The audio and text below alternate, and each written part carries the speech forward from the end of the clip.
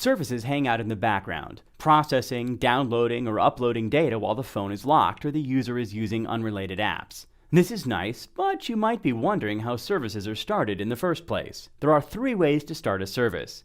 You can manually start a service, you can schedule a service, or you can bind to a service.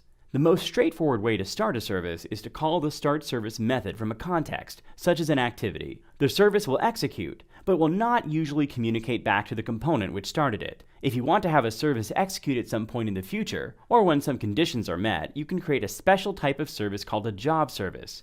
You create your job service, and then you define when the job should run using a scheduler, like Job Scheduler or Firebase Job Dispatcher. They allow you to define complex run schedules for your service, like have a service run every 24 hours when on Wi-Fi. Then the scheduler schedules the job for you. We'll be talking about scheduling services like this in greater detail later. Finally, a bound service offers a client-server-like interface, with your service being the server, and the various components binding to the service being the clients.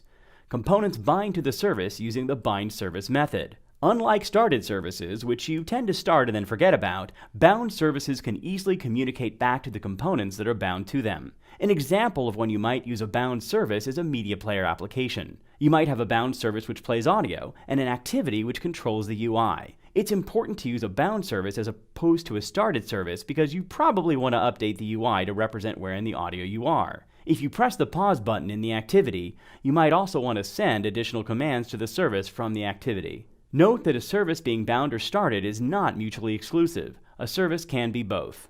We'll be using services in Sunshine in 2 ways. First, when the user changes their location, new weather data needs to be immediately downloaded in the background. Secondly, weather data should be downloaded on a regular schedule in the background.